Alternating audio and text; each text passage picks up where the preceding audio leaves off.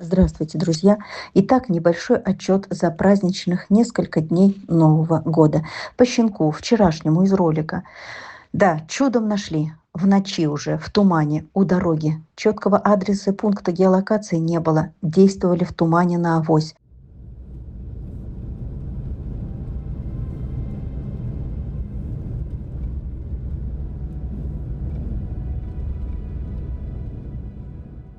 Нашли, почти не шевелился уже, не реагировал ни на что, пока не подошел человек.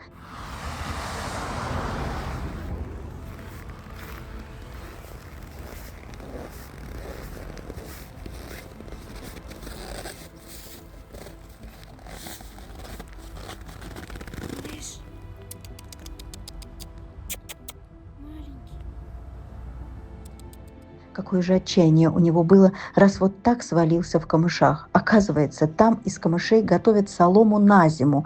Она жесткая, просто колючие палки. Но это лучше, чем ничего. И вот этот малыш догадался упасть на эти 3 жесткие соломинки. Это все, что было из теплого среди снегов в -50. Конечно, это ни о чем, и к утру бы замерз однозначно. Малыш даже не верил, что кто-то подошел, протянул руку, вяло поднял голову. Перетащили в машину, хлопает глазенками. Надолго ли? Это сказочное тепло овеяло его. Весь дрожит, полное непонимание, где он и что это. И удивление, и страх, что сейчас снова выкинут в этот адский мороз.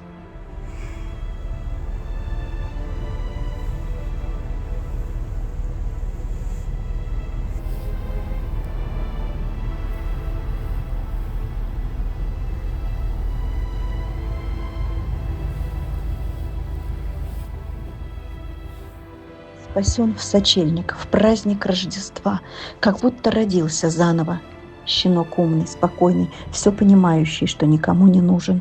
А произошедшее с ним – это просто чудо. Друзья, теперь нам нужна помощь. И на него тоже. Эта девочка, месяца 4. Может, кто из вас пожелает ее взять. А пока она на платной передержке. Ее надо откармливать, передерживать, надо прививать.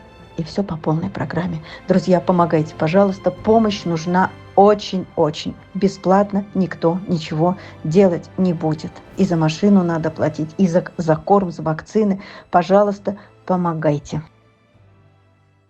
Друзья, итак, Лола, брошенная в мороз хозяином в Якутске, тоже прилетела в Москву. И тоже пока на передержку к единственной откликнувшейся женщине Елене в однокомнатную квартиру. Туда же, где и Рыжка. Тесновато, конечно, ютиться в 6-метровой кухонке всем, потому что в комнате коты, которые в стрессе от собак. Они должны быть отдельно. Почему к Елене же? Потому что она дома и может их адаптировать к человеку, быть с ними всеми днями, не оставлять на весь день одних.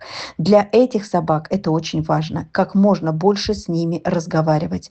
Вижу также, что у Лолы проблемы с ногами. Они как бы отдельно от туловища и кривые, и отдельно. Это еще одна проблема, которую предстоит обследовать.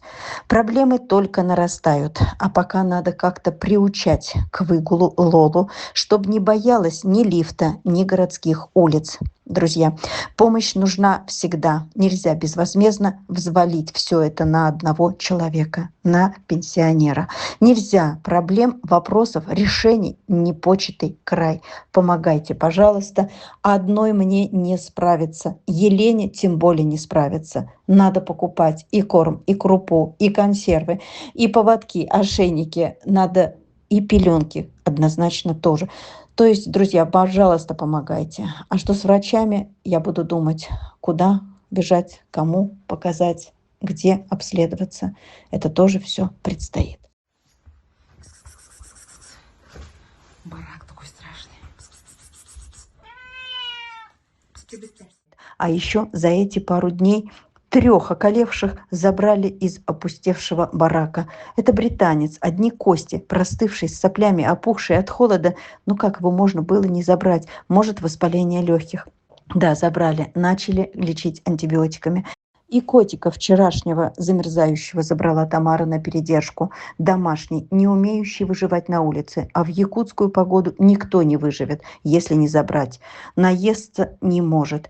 Возить в клинику, лечить, кормить, промывать заплывшие глаза. Это же кому-то надо делать по морозу в автобусе ежедневно, бросив все дела и всех других животных, которых тоже лечат, стерилят, прививают. Но людей-то нет, рук не хватает. Все про все. Один-два человека. Они сами падают от усталости, от холода. В глазах темнеет. Холод добивает. Как все тяжело дается. Друзья, помощь нужна всем и постоянно. Если не оплачивать, то все это безумие нечем оплачивать. Не смогут они спасать еще кого-то. Пожалуйста, помогайте. Из последних сил уже просто показываю все якутские ужасы. Пожалуйста, помогайте.